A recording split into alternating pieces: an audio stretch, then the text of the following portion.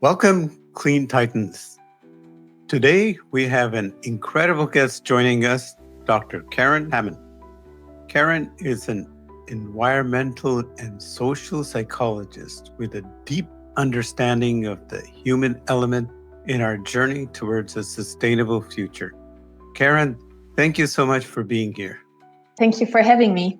Karen, for those unfamiliar with your work, could you briefly introduce yourself and what drew you to the field of environmental and social psychology, particularly as it relates to climate action and clean energy? I was basically drawn into the field quite early. Right now, I work at Leipzig University in the social psychology department, but we have a strong emphasis on environmental topics. And for the past 3 years, I've been working on a project on the bottom-up energy transition. So this was basically what drew me into it, connecting the social sphere of psychology with something that has a lot of meaning in it. And during my studies, for everyone who is not familiar with psychological studies, but typically when you study this topic, only it's a lot of overview over the basic topics. But throughout my studies, I was wondering, how can we apply these topics to the actual world? And I was looking for meaningful, something to connect it to political discourses and the climate crisis. And the department that I was working in back then, they introduced me to an organization, the Initiative of Psychologists in Environmental Protection in Germany. They have congresses every 2 years.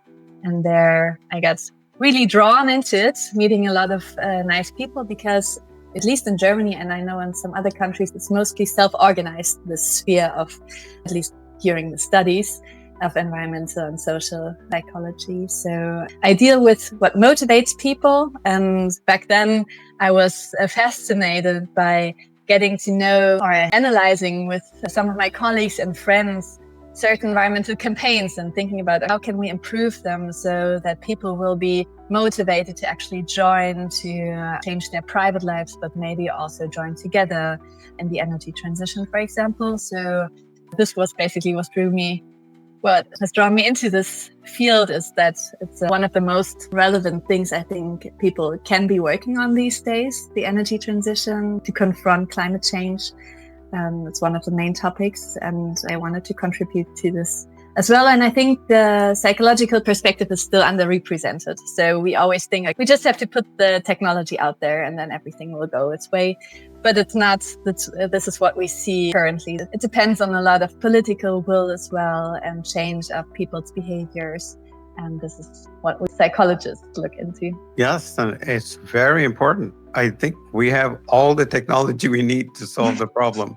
Exactly. Now we just need the will. So we really need your expertise, and we need that even more here in the US than Europe. True. Was there a specific moment or experience that solidified your passion for this intersection of psychology and environmental challenges? There were probably a lot of moments, otherwise I would not be working in this field. But something that made me choose my PhD topic, actually, which I did my PhD on the concept of empowerment and one's belief in your own efficacy. And what drew me into this sphere specifically was that I already had organized some workshops on environmental psychology, and I was seeing how people throughout these workshops were gaining a spark and being really empowered, and also giving us feedback that this is what's happening. So this is kind of underlying motivation, or what I sometimes do also in these interviews, for example, for me as a researcher, a way of motivating myself, because it's the practice contact is so important to get the feedback on, are we doing research that's actually practically relevant or not? And what questions are there in the field? How can we connect them to the theories that we have? So it's all of the people that are engaged already, they give me the motivation to do what I do. Your recent book, The Psychology of Collective Climate Action, is a hugely important contribution to the field. Can you tell us about the core motivations you identified for individuals to participate in the collective climate action? What are the key psychological drivers at play? Yeah, that's the main question of the book, answering it here. So I think what's important to understand beforehand is that collective climate action can be quite broad. So most research is done on protests, for example, but there's also research on volunteering and other domains, sometimes other political behaviors, petitioning, writing, politicians, actually. So this is what we understand as collective action. And there are 4 predictors, 4 factors that have been identified that are psychological and are really important across contexts. So there have been 2 really influential meta-analyses by Martijn van Zommeren and his colleagues, who is a really great researcher. And he summarized the state of the field and identified these 4 that are not only relevant for action in the sphere of climate change or the energy transition, but also any other social rights issues people struggle on together collectively. So this is kind of robust, and the basis for it, it's social identity or identification with social groups, especially politicized groups. So if I, for example, identify with Fridays for Future movement or another energy transition movement, a specific group, these are politicized, in our words, politicized groups if we have strong identification with them. So the first one is identification with these politicized groups. That really gets us going. And also in the environmental domain, this is the most robust finding that we have. We have to identify with groups that are in some way in line with climate action. It can also be that you identify as a parent and you feel responsible for your children. So it does not necessarily have to be these politicized groups, these NGO groups. It's stronger the more politicized the context is. This is the first one, identification. The second one is what I did my PhD thesis on, efficacy beliefs. So we have to have the belief that we as a collective can actually change something. And not only that, I as an individual do have to participate so that we can achieve this. So it's me as a group, but also my personal role in this group. This is the second one. The third one, moral convictions. If I think there's only black and white, there's no in between, there's only these climate solutions, we have to implement them now, anytime later, this is the right thing to do, then this is the strong moral conviction that can get us involved. And the last one that's connected to moral convictions is anger. So this is especially important for protest, actually. In our own research, we've shown that the people that take a protester role in a movement, for them, it's most important to also feel the injustice and really, we have to do something against it. And this is kind of interesting in the environmental domain, actually, that it's other than in other domains where it's always anger at the government. They need to do something. In the climate and environmental domain, people are angry at other people as well. And this is also what motivates them. So I'm angry that, for example, others vote for parties that do not support climate protection. Or I'm angry at other people not acting in line with what we actually need to be heading towards. So this is kind of the difference between the fields. But these are the 4 cornerstones, I'd say. And the research on environmental and climate collective action is actually quite young, because in psychology, you usually need larger sample sizes. So you need a larger movement in order to actually do the research. And there has been a lot of research since the Fridays for Future movement came up. So we based most of our ideas nowadays on what has been published during the past 5-6 years. But still in the early stages. So we'll see what else will come out of it. But basically, we see the same mechanisms do apply in this domain as well. You mentioned how people build a sense of identification with climate groups. How crucial is the sense of belonging in fostering sustained engagement? And what are some practical ways groups can cultivate it? The sense of belonging, that's also what we write in our book. Especially if you want to keep members involved, then belonging is one of the most fundamental needs that we have as humans. So by a lot of theories, it's kind of the overarching need that is behind a lot of other needs that we do have. For example, a need for self-esteem or so. There's always a notion behind it that we want to belong to groups and feel good as part of these groups. And this is basically what we did in our book. We tried to not only detect these things, you have to take care of belonging if you want to remain resilient within your group, but we've taken a step backwards and looked into how can we actually do this? What are strategies that could apply? And with a sense of belonging, there are actually a lot of things that you can do. One of them could be to be really welcoming to newcomers. So this is something that a lot of groups, I think, sometimes struggle with because there are these moments where they're actually new people, and to be prepared that they might need special attention, that we have to organize our events also in a way that they are suitable for diverse people and not only like the type of people that we already have in our group, because there is a lot of similarity between you and others within the group, then the chance that they already feel some kind of belonging, the chances are higher. But if they, for example, feel, okay, I don't know if I really fit here, maybe people are a little bit shyer in the start, more introverted, then it's really essential to think about how can we, for example, construct meetings so that they don't feel that they are left out, but also get into contact with others. So these are some ideas that we also took from other domains. Design events in a way that you, for example, are doing something while interacting, while talking, and don't have to only focus on the talk. There's a nice example of a food initiative where people were cutting vegetables while talking. So people that join and maybe are a little bit more introverted, they can listen first and then they have something to do. They don't just stand around and feel awkward.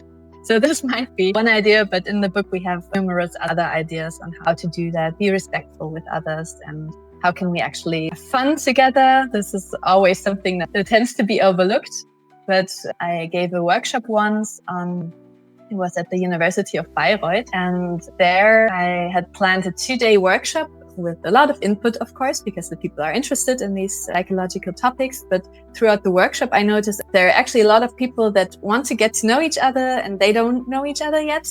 And also I tried out some of these energizers, some little games that people can play to get to know each other, but also just to enjoy their time together.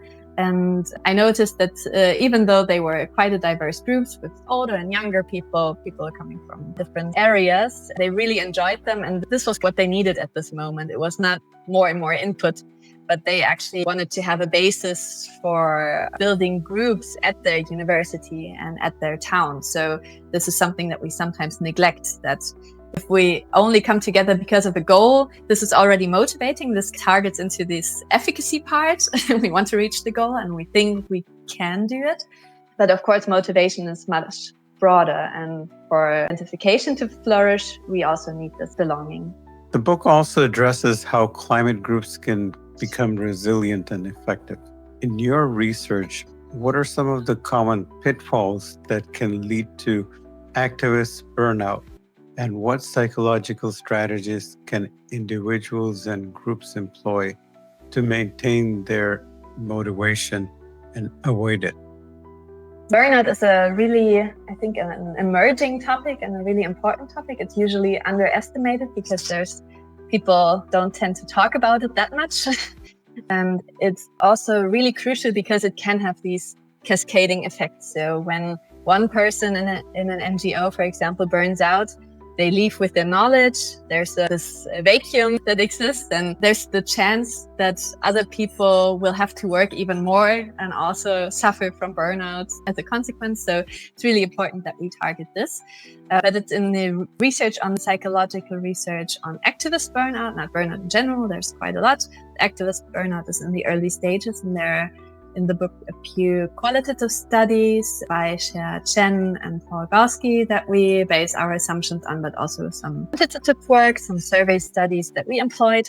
And what we find is there are, of course, these factors that we find in all the other burnout domains that are crucial in this kind of engagement as well.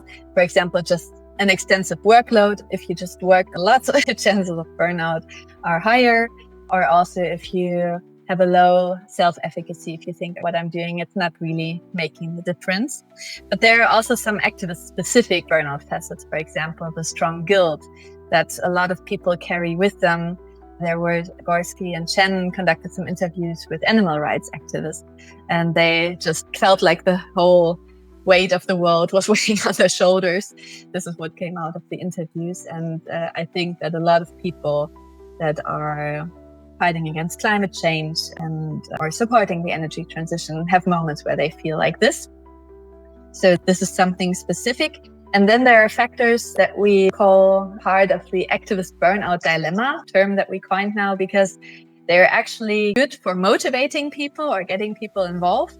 But then if you have too much of it in the long run, they can lead to burnout. And this is anger. If you feel you're really angry and you don't know where to direct it, this can cause burnout. Or also if you have a strong construct called participative efficacy. So if I think my contribution is essential for the group, otherwise it might not exist anymore, then this is also something that can produce burnout. So we do have these factors that we focus on right now, but as I said, it's initial research. And these are basically the person level factors. And then of course we have a lot of group factors as well that have not really been researched from a psychological perspective and quantitatively. We can only speculate right now. And what I think is interesting from the interviews is that people usually do not expect to be confronted with them when they join activism. So they think of this nice group of people that want to do something similar. They want to achieve similar goals as I do. And then they don't expect that there might be a culture of competition or infighting or discrimination even. I was really astonished by some of the interviews that said that were interviews on racial justice activists, and those that do have a background themselves, they all felt discriminated in a way. And this is not what they were expecting. Or animal rights activists that were astonished how male dominated the field is actually. So there are certain facets, and we're beginning to understand what are the actual factors and maybe also how to change it. One of my co-authors, Paula Blumenschein, she's doing her PhD thesis on it now. So I hope that there's more research coming out soon on this topic. This is basically what we're confronted with. And I can imagine it was a really surprising moment for me. The research that I did on this topic was part of a project, FIAC, a combination of a number of NGOs working together. And we presented our results on activist burnout to some of the participants. And one of them was actually starting to cry because she saw herself in this data. And this is really rare for psychologists, that just showing the results of your research really gets people emotionally involved that much. But it kind of showed me that we're getting into the right direction there if it really resonates with people. So that's if any of the audience is suffering from activist burnout, you're probably not the only one. There are a lot of people that don't talk about it. Just recently interviewed a young lady passionate about climate justice. Given the often overwhelming nature of the climate crisis, how can groups foster a sense of collective efficacy, the belief that their collective efforts truly can make a difference? This is, I think, one of the core questions, actually. And I have to send this message out there that we're still in the process of finding this out. So there have been many attempts to foster people's sense of collective efficacy with social psychology experiments, and a lot of them have been unsuccessful. And it's no wonder, given that also NGOs, that organizations, government itself, they are struggling with this issue. How can we actually induce this feeling? So the project that I'm currently working in is a meta-analysis on exactly this, interventions to foster a sense of collective efficacy. But there are certain ideas that we already get from the studies that we do have that are potential predictors of collective efficacy beliefs. But what I also wanted to say in this domain is that the difficulty is, of course, that we don't see the results of our actions. It's really difficult anyways in the environmental domain, but also with the energy transition, at least in the private sphere.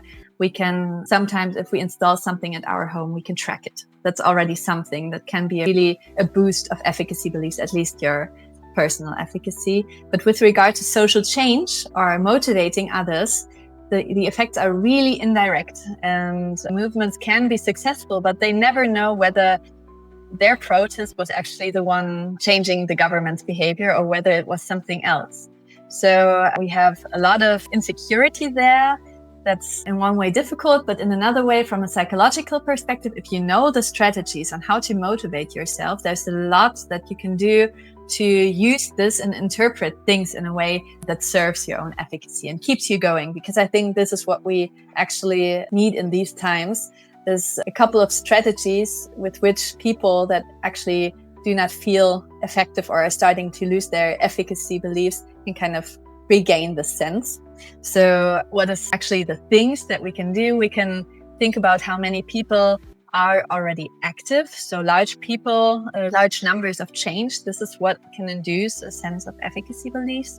So what I sometimes do is look at broader surveys. There was actually just this campaign by journalists showing or promoting one specific study, an international study that showed that across the globe, a lot of people want to do something against climate change. I think it was the number they were putting out there was 89%. And a lot of them were even willing to invest some of their money or large amounts, some probably depending on the country and how much they're affected by climate change already.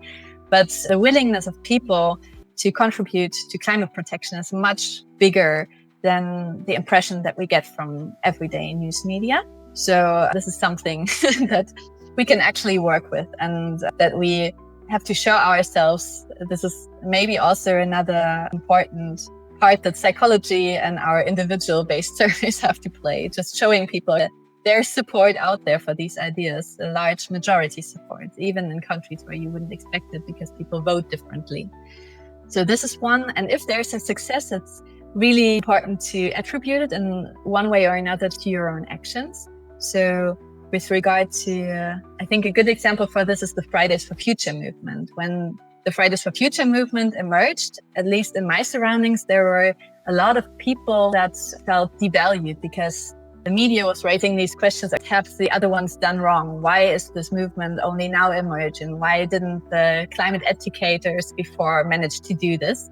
And they're actually looking into how may I have already contributed to it without knowing it, especially if you were involved in educating students or so. So finding the ways with which you can motivate yourself or motivate others and some causal chains that might be there. So it's a lot of interpretation. This is always psychology.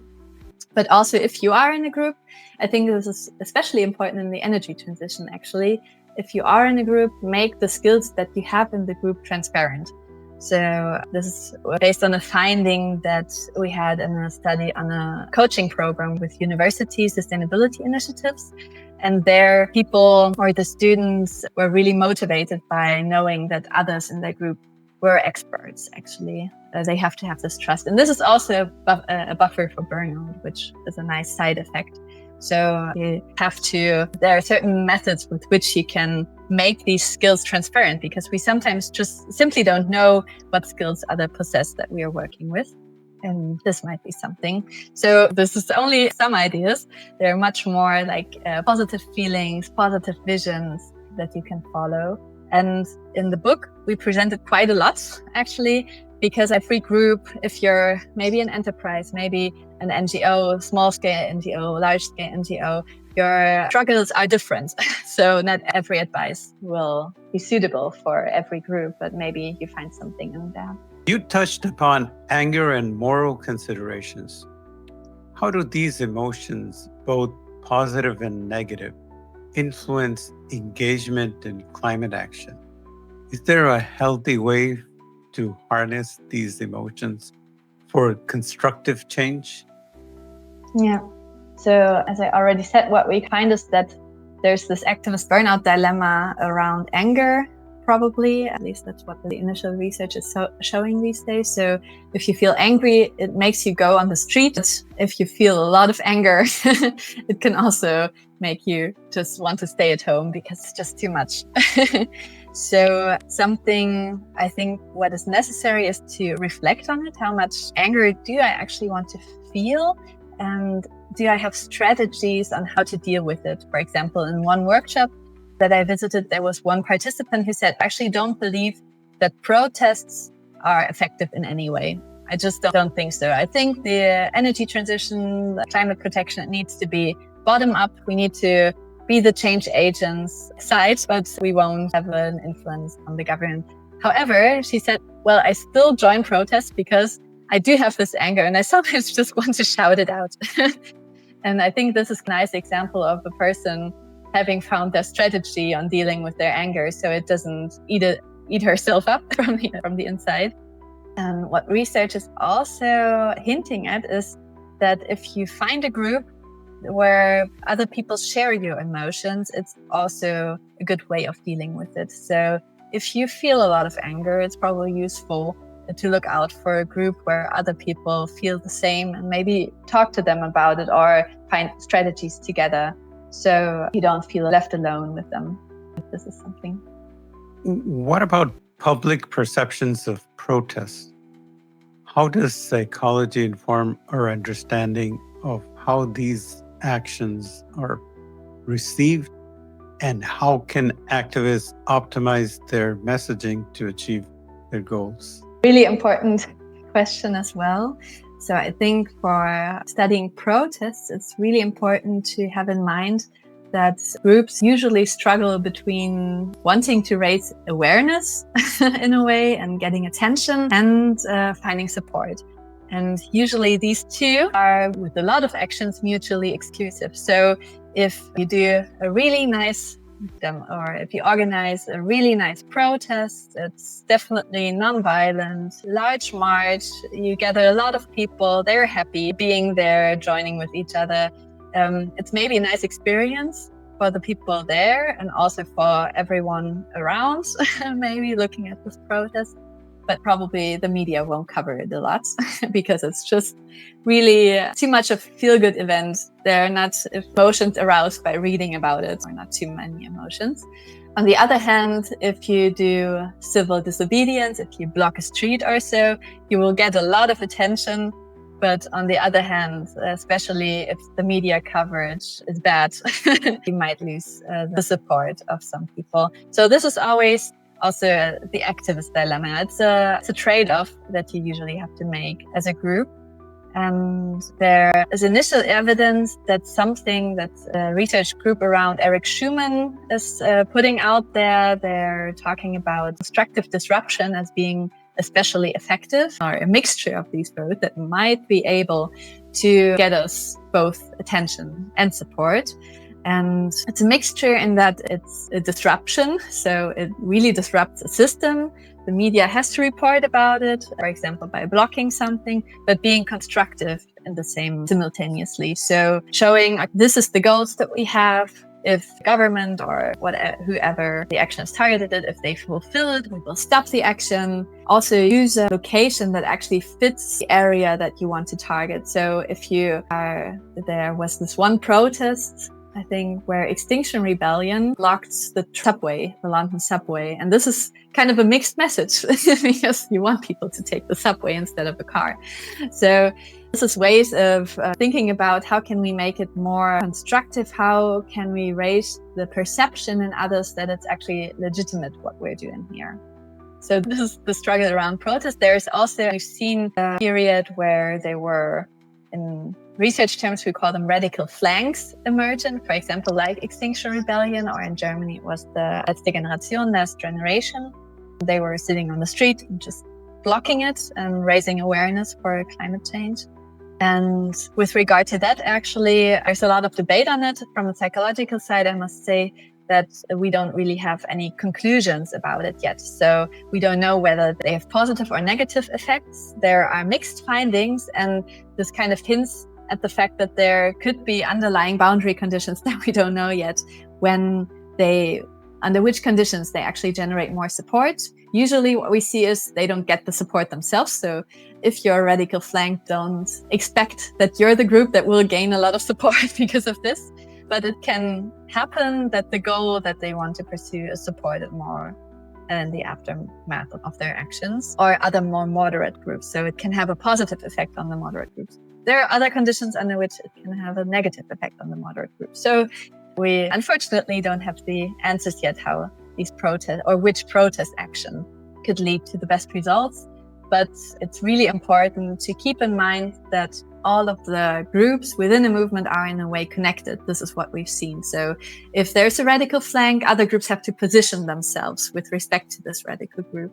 And I think at least what research hints at is that it's, even if we don't always value all of the means that other groups take, if they don't completely go against what we think, it's good to show solidarity. And I think the solidarity is what we actually need internationally also right now. Absolutely. Moving to another critical area of your work, community energy initiatives is highly relevant to our audience. You recently published a paper examining factors influencing involvement in CEIs. Can you share the key findings from the research, particularly regarding the observation that men and people with higher incomes are more aware of and willing to join CEIs? I'd be happy to. There's actually a lot of more research that's coming up, and I would like to share some of this as well, the insights that you will maybe only get from papers in the years to come. So most of this research has been done in the project EC Square, in which I closely worked with Lise Jans and Bert Gottkopp. They are also my co-authors or main authors also of the papers that we published by now. And what we typically find with these community energy initiatives is that, as you said, people that are male and that have a high income are overrepresented. If you look up the term community energy initiative in the search engine, you already see it in the pictures that you get as a result. So we have this overrepresentation, and there's also a lot of findings that show, also from our research, that show that men and people with higher income are more willing to join these community energy initiatives. And we were now wondering, why is this so? There was a narrative from sometimes qualitative studies that people assume it must be their motivation. Maybe other demographic groups are not as motivated environmentally, and therefore they don't act. And our aim was to show the story is too simple. We need to find more complex answers. And what we actually found is that there are two other mechanisms that stand out more with respect to, for example, gender or income. And these are efficacy beliefs, so what I've already talked about. But in this specific area, we looked at the self-efficacy to join. So do I actually feel that I can join community energy initiative? As maybe people answer differently with regard to this item. Sometimes they might think about, no, I can't because I don't have the time or I don't have the money. So the reasons behind it could be different, but still this is the psychological concept that we're working with here. And the other one is contact to initiative members. So it's not necessarily the environmental motivation that's so important, but rather if I feel I really can, there aren't that many barriers to join. And if I already know someone, this might sound easy, but still it's in terms of interventions or how energy communities can actually target people. It's a really important insight to know that there are certain groups that are simply excluded from the networks. So these are the two main outcomes of this study, I'd say. But there are also other strands that are really interesting in terms of inclusivity of energy communities. One is based on a paper that we published with Lise Jans as main author. She did a couple of studies on the bottom-up transition. And what we find, I think it's quite interesting, is that people tend to prefer energy communities that are formed from bottom up, so with citizens, and not necessarily initiated by the government or an enterprise. So this is something that I think is really important to keep in mind. It's also something that's promoted, at least in the EU, or on paper promoted, not always enacted this way. But it's not just a nice thought to have these localized energy communities, but it's actually something that people want. And what my research that I'm currently writing up is showing as well is that it's really interesting. We looked at these different setups of how energy communities or community energy initiatives can be designed. Not only what motivates people, but also what's in interdisciplinary debates with mostly lawyers and economists. We looked at what things are there where community energy initiatives can decide, do we want to focus on a smaller community or a larger one, for example? example, in terms of size? Do we want to put a focus on environmental protection or on financial output? So they have a lot of, especially in this initiation phase, you have a lot of choices that you can make how to set it up. And we found that there are certain characteristics that people prefer. The first one is what also Lise found, that they are initiated and led by the citizens themselves.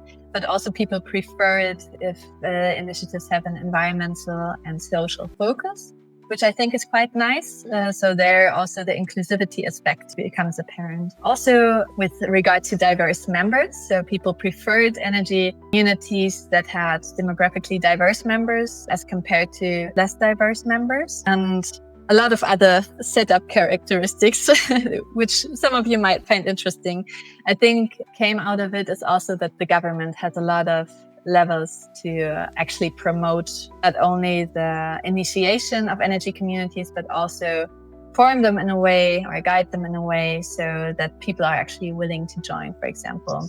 Fund them, may support international networks that they're part of. This is also something that motivates people. Provide a clear legal framework. This is something that's still missing in a lot of countries. We have the EU directive, but it's implemented quite differently in all of the countries across the European Union. So people have to, it's not only relevant for the initiatives themselves, but it's relevant for people to know if there's clear support by the government. They really know what they want. Maybe also because I think this is something that politicians these days don't reflect enough about, but what they send out into the world, not only by doing something, but also by saying something, it's all norms. So it's also what guides people in their behavior. And it's really difficult if you as a politician say, I believe in the free market, especially in the energy transition. I think that there are some escalating effects coming up. So this is good that people will probably join the energy transition in one way or another. But if they are then not supporting the narrative, or if they question other climate issues, for example, it's also something that influences people in their own consumption choices. So they really have to show that they are behind the idea, not only start all the regulations that we need. So dove into it a little bit, but in general, I think that's important. And with respect to inclusivity, because you were particularly asking me about this, I think one finding that's also interesting is that people are more willing to support energy communities if they don't have to invest a lot of time and a lot of money. So this, of course, makes sense, but still, I think we have to be more creative in the ways to create energy communities so they are actually open for everyone. And think about or have this maybe sometimes prototype in mind. We want to address a single mother who's raising her child alone. How can we confront the barriers that she's facing so she would join? Sometimes this helps to work with these prototypes. What do you think is the reason for the socio-demographic disparity in the DEI awareness and participation? Yeah. From a psychological perspective, as I said, it's this self-efficacy belief to join or social contact. But of course, there are other mechanisms that are probably behind it, but I can only guess right now. And of course, we're talking about people don't have enough time and money, have other concerns in their mind. Gender differences might be there because it's typically, or in traditional families, it's the husband who does the finances. So I can imagine I can speculate about a lot of reasons. And I think it shows that it's even more important to find ways to address these other groups. For example, there was a nice project that I was working with. EC Square was part of Horizon 2020 funding. And there was another project in this call that got funded. And I found their approach really inspiring. They targeted especially low income and high income women and brought them together.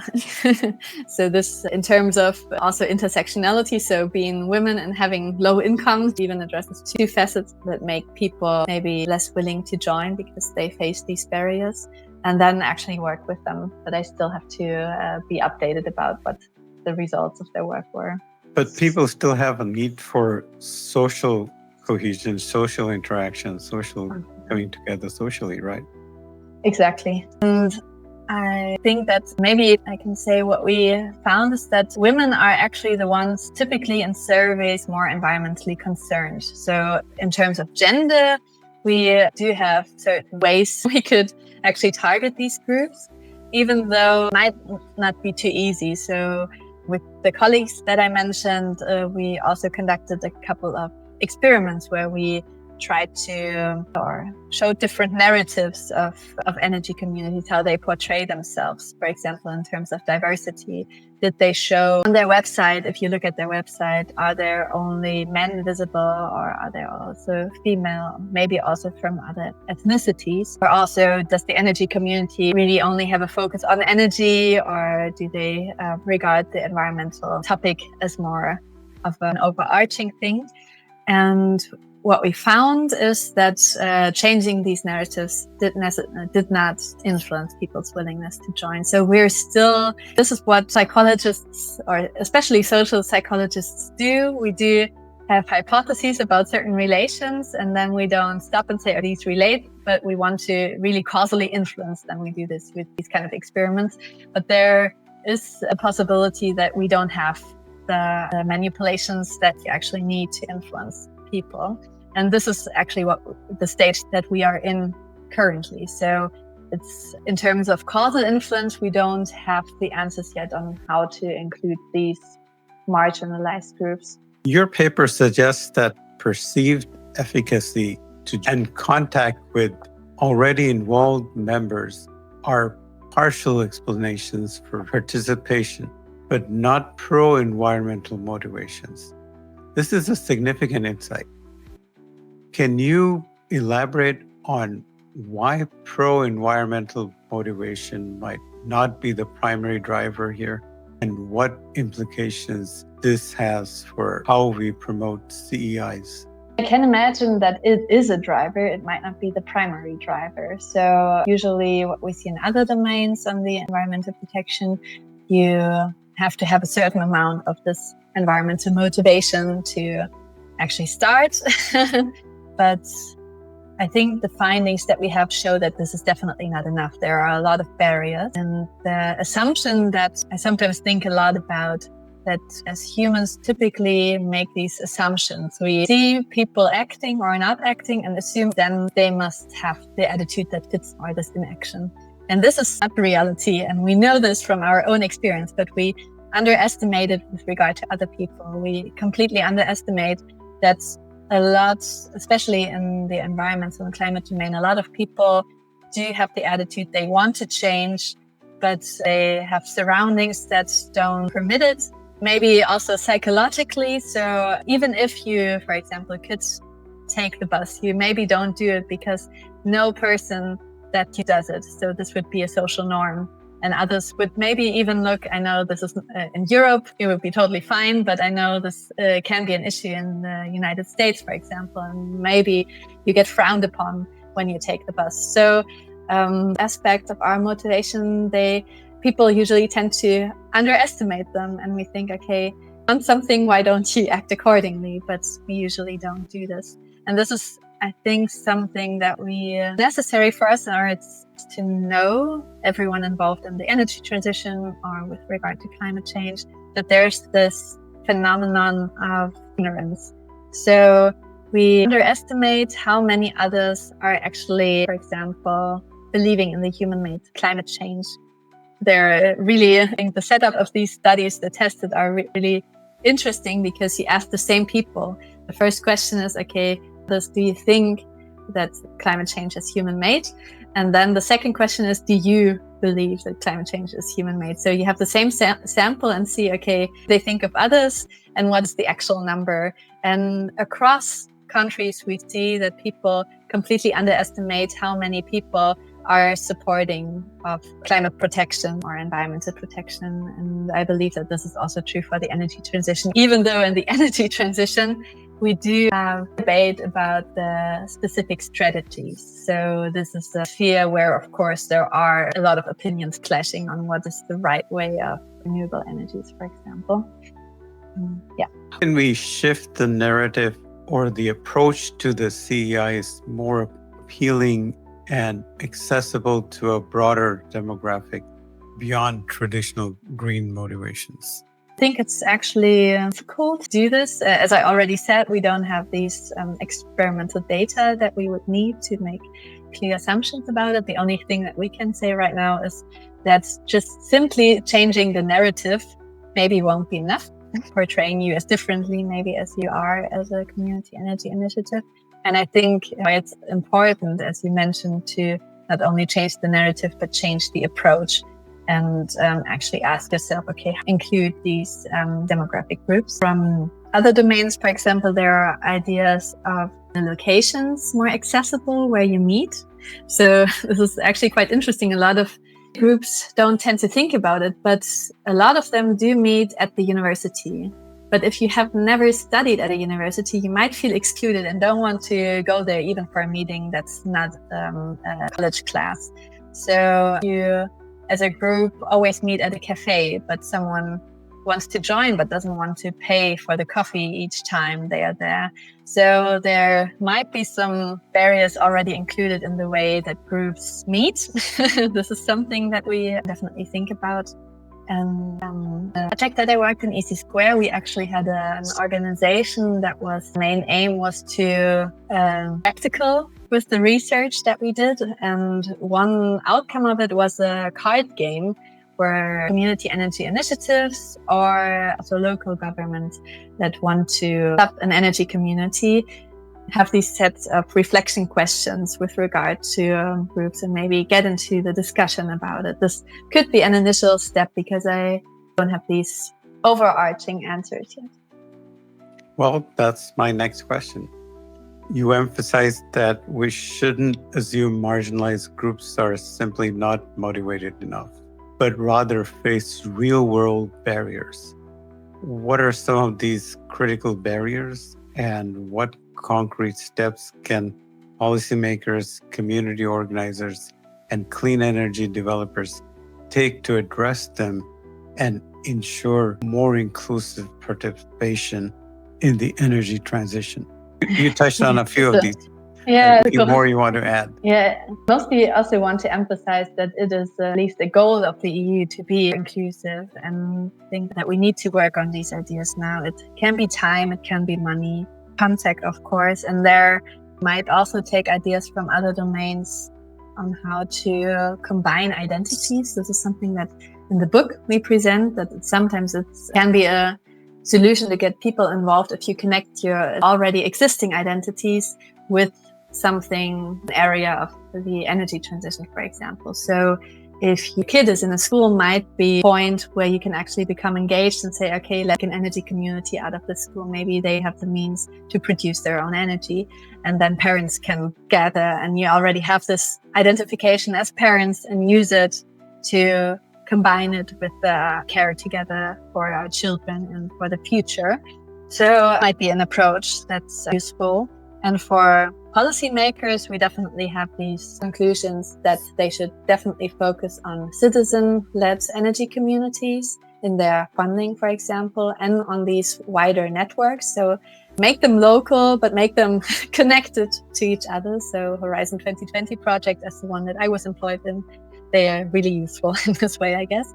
Have to have a clear framework and maybe also some more bureaucratic and support for setting up energy communities. That is something that some are actually struggling with.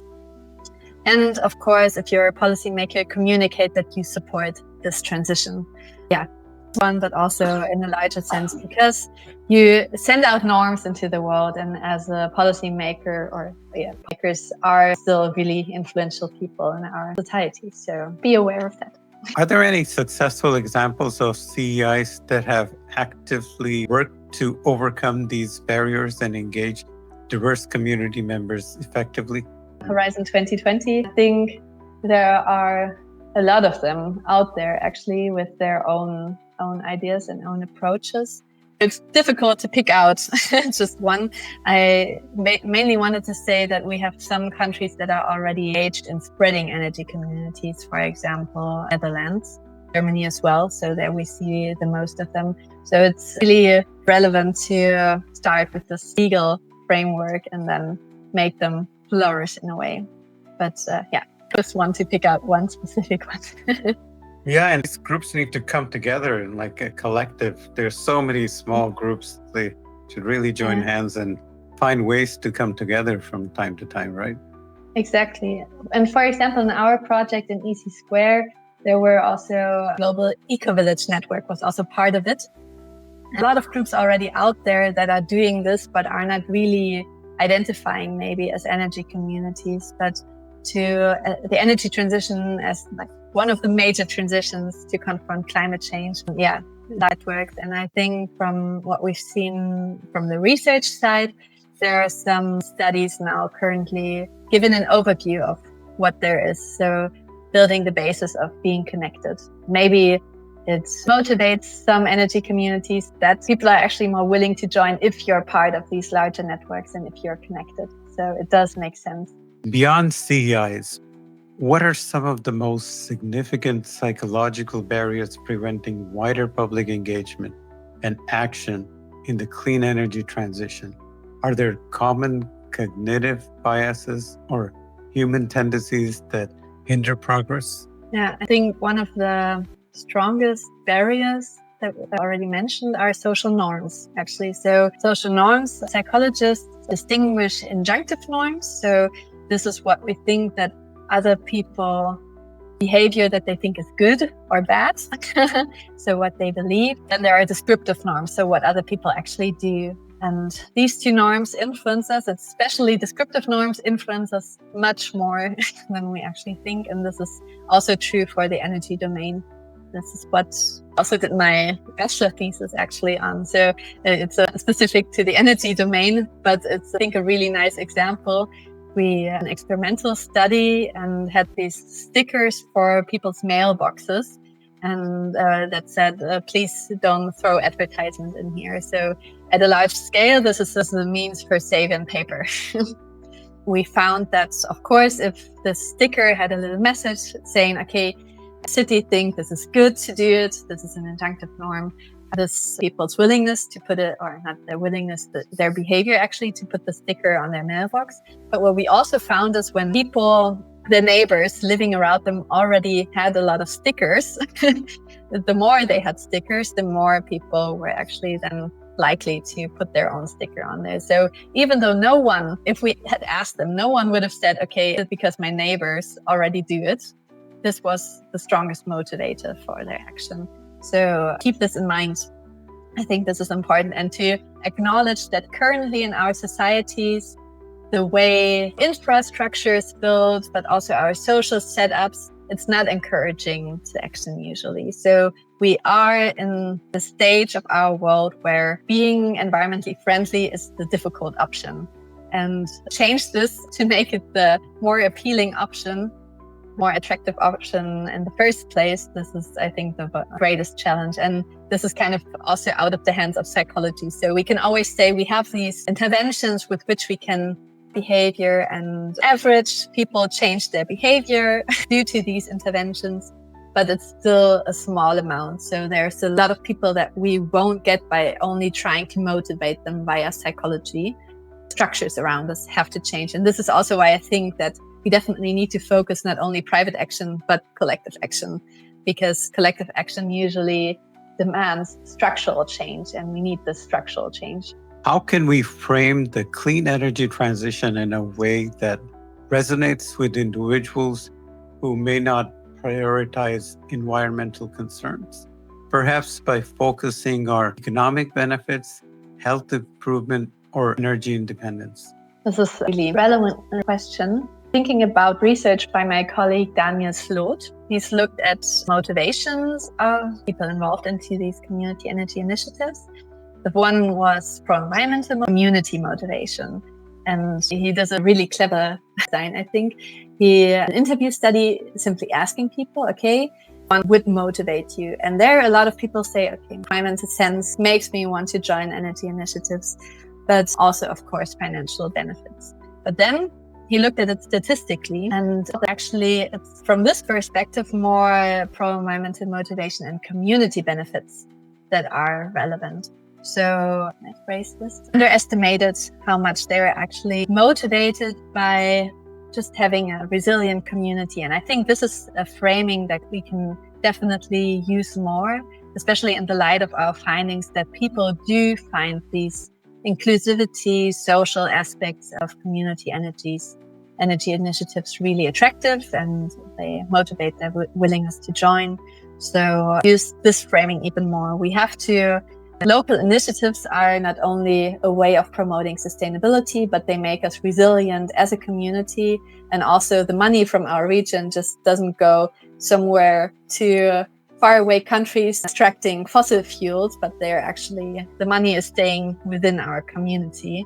And I think we can definitely use also the economic framing, but I think it's important that we don't. It's an important insight and finding that people overestimate how much economic motivation, it is important in this domain. And that money that's going to them could also cause you to increase your defense budget, right? For example. The flip side, what are the most effective psychological levers for encouraging positive behavior change and adoption of clean energy solutions at an individual and community level? Think about things like social norms, framing, or incentives. Some of them I've already talked to. It's not true for all constructs, but there are a lot where it's basically, as you said, the flip side. So if norms are pro-environmental, they pro-environmental behavior. If social norms are anti-environmental, they encourage anti-environmental behavior. So we can use them for positive change and not negative one. But there, the barrier and the promoting factor are actually the same. But maybe I can into something that I've only really quickly, the positive visions of a future, because we've already conducted studies also on the energy transition. People were, when thinking about, okay, how the system actually look like, if I do some creative thinking about, okay, it will be an energy system that's socially just and environmentally sustainable. How can this look like? How do people interact in the system? And one of our studies is people's willingness to, for example, join energy communities and become active for the energy transition. So I think this is a new stream in environmental psychology as well, these environmental visions. And I put a lot of hope into this stream because this is actually one where we do produce certain effect sizes and where a lot of experiments are currently working. So times of crisis in which we are currently are, I guess we do also need these visions to confront it and something to be heading towards. So we don't only think about the disastrous effects that are ahead of us, but also how the world actually could be. From my own research, I think it shows that if we make these visions especially attractive for people, do have to fulfill or in a way that they fulfill people's needs. So not only about the structure, it's not like, okay, the same and then people have solar on the roofs. This is not motivating in itself. Maybe if you show it to people, maybe to people who want to become engaged initially, but if you actually want to really increase motivation, that people join collective action there to show that it can fulfill other needs that they have as well. So for example, the need for belonging, especially in community energy initiatives, this is something that a lot of focus on, but needs to be more focused on as well. That's our way of bringing communities together again.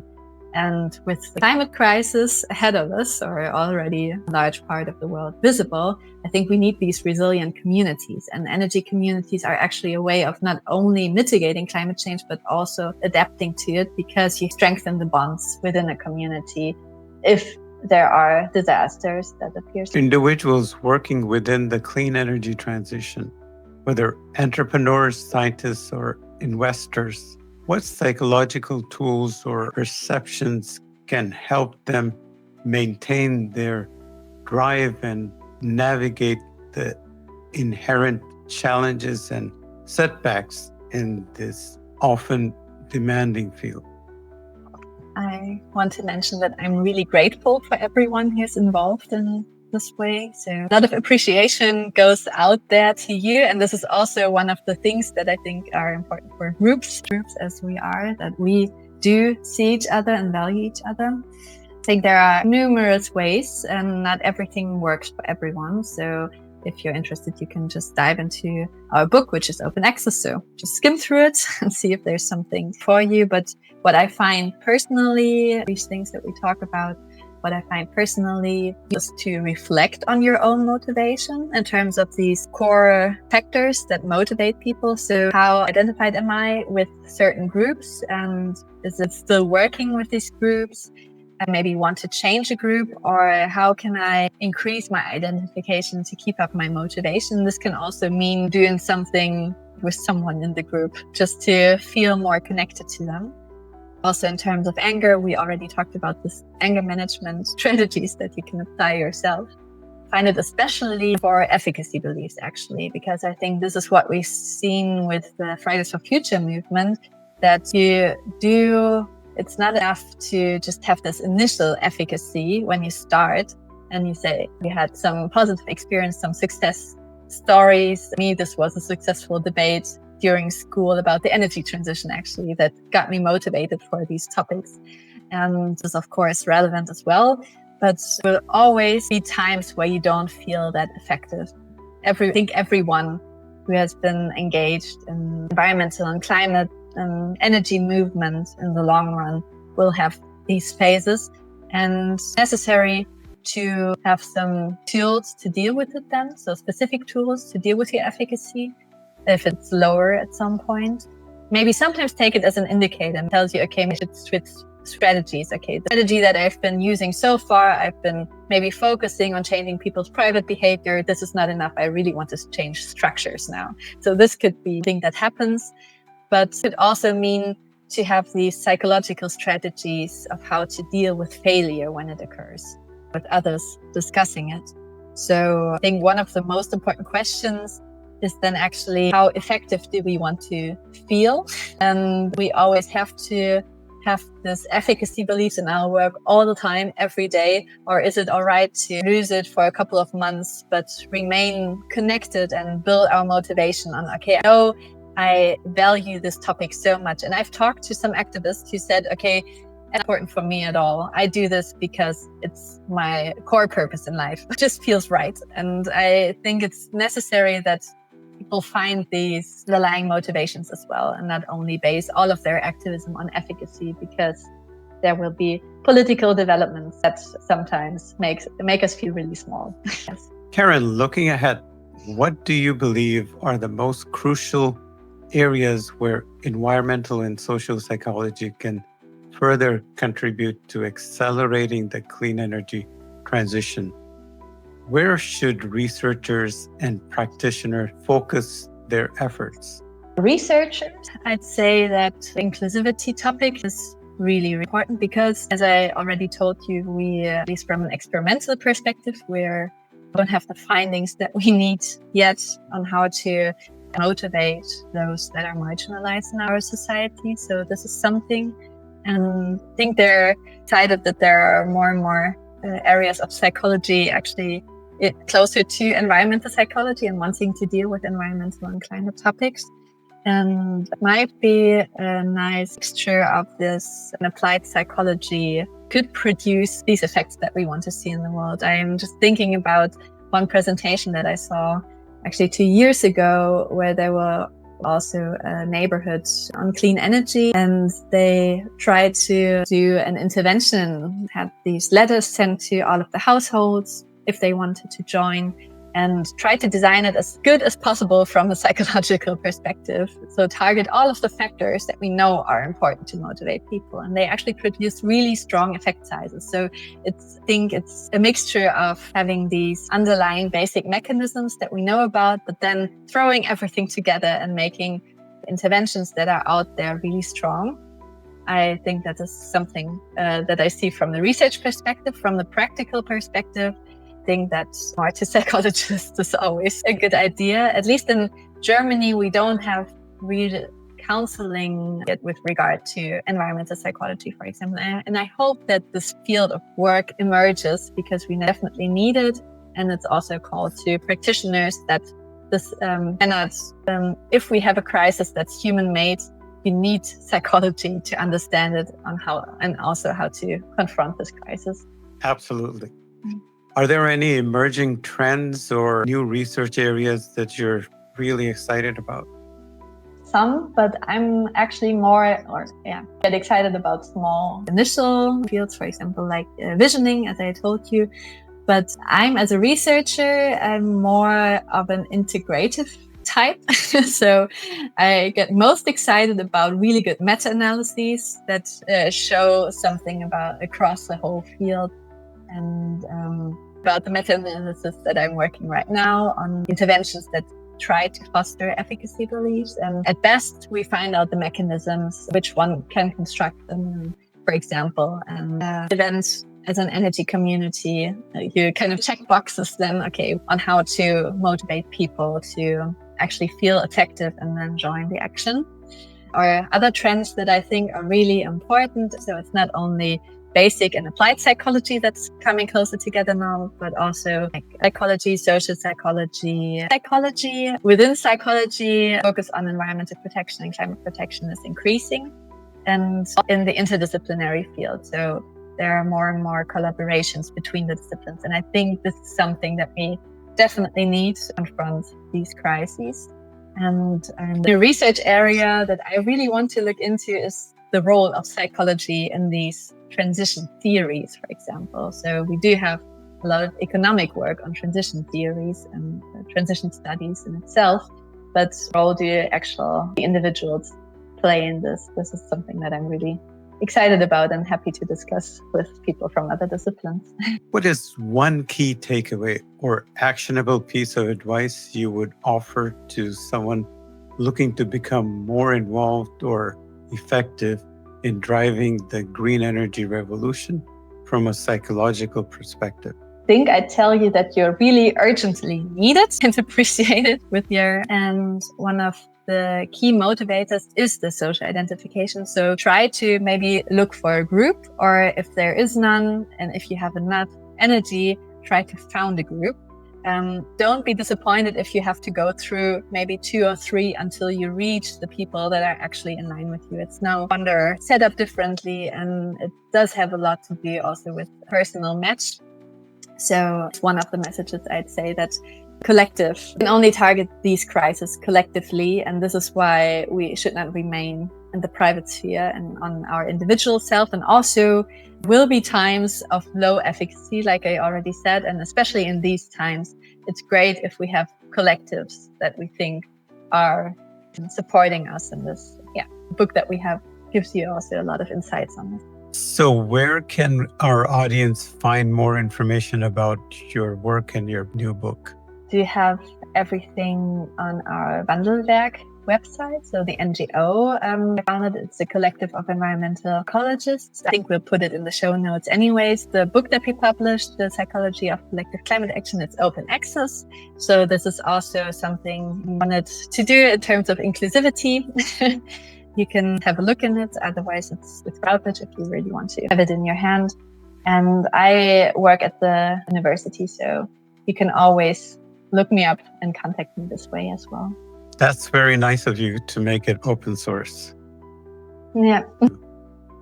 Thank you for this amazing interview. Karen, this has been an incredibly insightful and valuable conversation. Your work provides such a crucial lens through which to understand and accelerate the clean energy transition. Thank you so much for your time and for sharing your expertise with the CleanTitans community. Yeah, for having me and for posing these relevant questions. Our pleasure. And thank you to our viewers for tuning in.